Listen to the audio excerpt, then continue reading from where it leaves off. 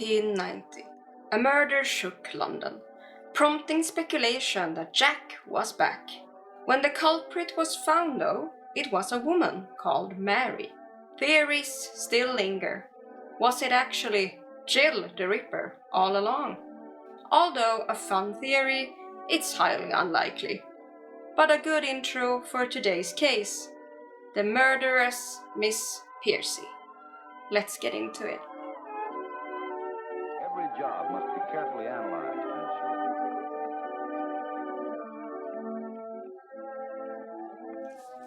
The subject of today's gruesome murder was born in 1866 as Mary Eleanor Wheeler in Kent. They did move pretty early on though to eastern London, where she spent her youth. Mary was seen as quite an attractive young woman. Descriptions of her say that she had regular features, very long, luscious brown-red hair, and enchanting blue eyes. She didn't have a very hard time finding admirers. At only the age of 18, she had already shacked up with a man called John Piercy, who was a carpenter. They lived together in a common law marriage, not a proper marriage in the sense of the law and all that. Either way, she took his last name and became Mary Piercy. Their relationship was a very unstable one. Some say because Mary had a bit of a hard time staying faithful. Only 3 years later, John left Mary. But as we already said, Mary wasn't in any great need because there were plenty of people wanting to provide for her. So she then became the kept mistress of a wealthy businessman called Mr. Creighton. He went so far as to give her an allowance, a grand piano, and her own apartment. She was just one of his many mistresses though, so he only came there to visit her on Mondays and some weekends. This gave our Mary Eleanor Piercy lots of free time. She spent that learning the piano, which will be very important later on. But not only that, she went ahead and fell in love with the son of a local grocery store, also her neighbors, a Mr. Frank Hogg. Mr. Hogg must have had charisma in abundance. Descriptions of him are not very kind. They state that he was a common-looking little man with an unkempt beard and ill-fitting clothing. Either way, he got the key to Mary's apartment and he would visit every time that, or maybe not every time, but many times when Mary's rich lover wasn't there. Frank would know that the coast was clear because Mary would turn on a specific light in her window. Times were just going great at this point. Problem was that Frank, with his never-ending charisma, you go short king, had another mistress, and her name was Phoebe Styles. Frank Hogg would go and juggle these two ladies until things happened. Well, Phoebe got Bergante, and such were the times that Frank had to marry her. That was the social norm. Getting a lady pregnant and not marrying them very much looked down upon. So Phoebe and the Frankie Hoggy bearded man united in holy matrimony and moved in together awaiting their little baby. Or Mary Pierce at first didn't really see it as a big hindrance. There's plenty of love letters that were found at Frank Hogg's place later on, where Mary states that she understood that he had to marry Phoebe, and it was like his hand was forced into it, and that she was indeed the love of his life, and nothing could keep them apart, not even a baby and a wife. She even stated, "Hey, I'll be friends with your wife. We'll all be super happy together." So she started, like, hanging out at the Hogg's residence? At the Hogg's residence. She would go there, have tea, talk, discuss, being a family friend. At one point, Phoebe got ill and couldn't take care of her baby. The baby was actually named after her mom, so the baby was Mini Phoebe. I'm gonna say baby because it'll get confusing otherwise.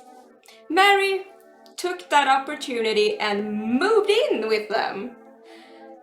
Out of the kindness of her heart, she nursed Phoebe back to health and nursed the baby, because babies need nursing. But underneath that whole facade, of course, she just wanted to be closer to her love, Frank. Well, it wouldn't take long though, as the baby started growing, that Mary started to slowly realize that she wouldn't get the attention she wanted from Frank anymore. He had a lot of important stuff on his plate. Jealousy, obsession, envy started to fester. We can all assume that at one point Mary must have had a dream of becoming Frank's wife. And that was already shattered, of course. And she tried to do the best thing with what she had been dealt. But enough was enough. A plan emerged. By this point, Phoebe had already started to become suspicious of Mary and her feelings towards her husband. So when Mary sent a little calling card asking for Phoebe to come and visit, Phoebe declined. She had already confided to some friends about her suspicions. She wouldn't want to go and have some tea with Mary by this point. But Mary did not give up. She called again for Phoebe and her baby and their presents for a bit of tea and catching up. This time Phoebe thought, okay then. She packed the little baby into her pram, left a note for Frank which read, "I won't be gone long." Phoebe walked her way with her pram and her little baby, Mini Phoebe, the short walk to Mary's apartment. This was the 23rd of October, 1890. Neighbors would later tell that they heard glass shattering, babies crying, and like furniture being moved. Just a regular day as a downstairs neighbor, you might think. But it didn't take long until the body of a woman was found just a mile away from her home. She was found close to a road on a pile of rubbish with a scarf around her, or a cardigan, scarf or cardigan around her neck and head. When the police removed that, they saw that she had a giant big old fracture to her skull, and her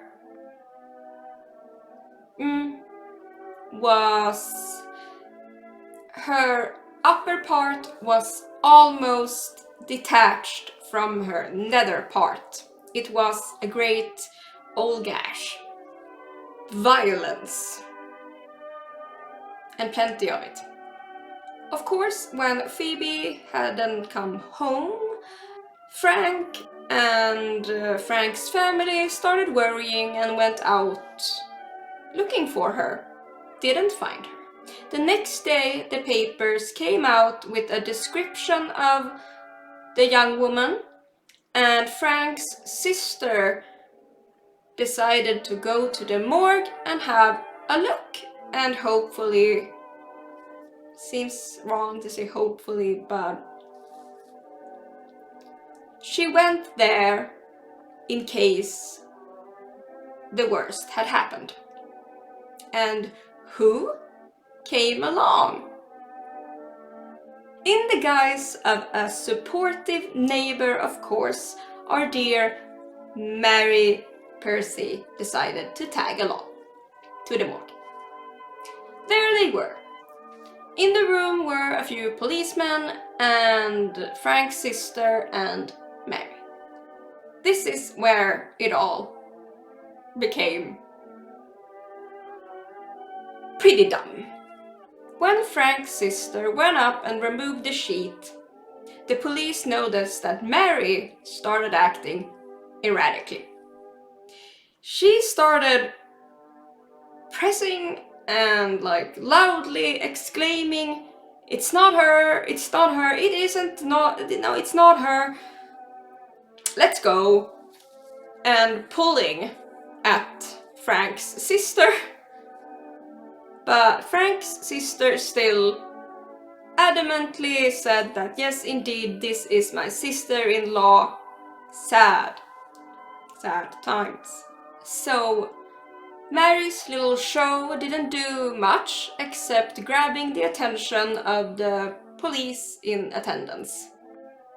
And they got even more water on their mill when they questioned Phoebe's distraught husband Frank, and he broke down and just confessed to his affair with Mary. So the police did what the police do. They went over to Mary's apartment, and what happened there was a farce. It was just why? Either way, they went inside, and the bedroom was clean, the parlor was clean. Then they went into the kitchen, and there was blood on the ceiling, on the floor, on the walls, on the windows. One window was broken, there was glass everywhere. They asked Mary, what's all this? And Mary said that she had had a nosebleed. And then she proceeded to sit down by her piano and play some jaunty tunes. The police, not entirely convinced of the nosebleed, and they also found a fire poker drenched in even more blood and some matted hair. They went up to the piano playing Mary, who was singing some tunes, some popular music from the time, and they said a nosebleed couldn't do all this. And she started singing a little song about how she had killed mice. And it went kind of like, killing mice, killing mice, killing mice, da, da, da, da, da, killing mice. The police didn't need more. They quickly took her into custody. The heck. During this time, the blood-soaked pram had also been found, and sadly, little mini Phoebe. The baby had been found in some bushes, but there were no signs of violence. The theory was that she had actually been suffocated in the pram underneath her dearly departed mother. Witnesses came and they told that they had actually seen Mary pushing around this pram, looking out of breath and exhausted. They noted that the pram seemed extremely heavy, like she was moving and used it to transport furniture or something like that. Very late in the evening for some reason.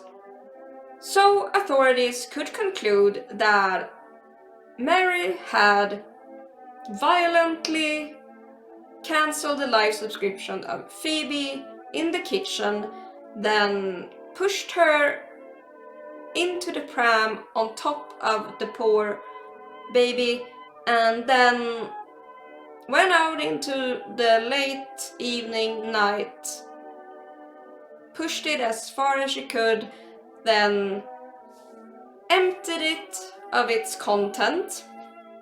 Well, first Phoebe, and then placed the baby somewhere else, a bit further away. And then she just left the pram, the blood-soaked pram, out and about. Not a criminal mastermind. A little fact is that the police actually had to try out a similar pram just to make sure that it could carry an adult. It did. It could carry an adult. It all came together. Either way, trial began. The defense tried with the insanity plea. They wanted to go the route because Mary had been suffering from migraines, depression, and blackouts from a child. Apparently, she had been dropped on her head when she was around 2. But Mary just refused. She did not want to be seen as an insane person. I mean, okay, of course, it's much better to get the death sentence than to be seen as a crazy person. Even temporary insanity was brought up, and she said no to that too. Of course, they also checked if Frank could have been a part of the whole thing, but he had a rock-solid alibi, so he was out of the question. He was just a mourning husband with cat.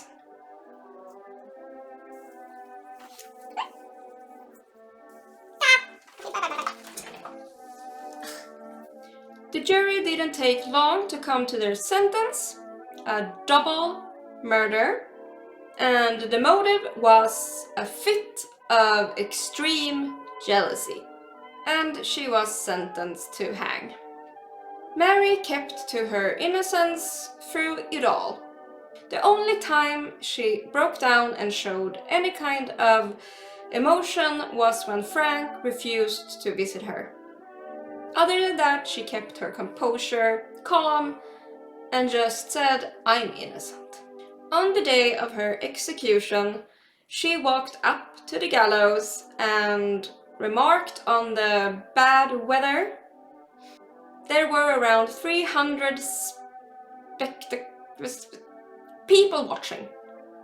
Some of them couldn't understand how such a attractive young lady could do such a horrid thing. But she did. And that was the end of Miss Mary Eleanor Percy. Thank you so much for watching. Please like, comment and subscribe. It really helps the channel. It needs the boost. And also, yeah, comment down below what you thought. I love to hear your theories, your conspiracies. And a giant heart and mwah and kisses and hugs to all my lovely patrons. You are my heroes. Thank you so much for supporting me and my little content and my videos and everything. Either way, stay amazing, stay hydrated, and most of all, stay morbid. And I'll see you very, very soon. Bye bye!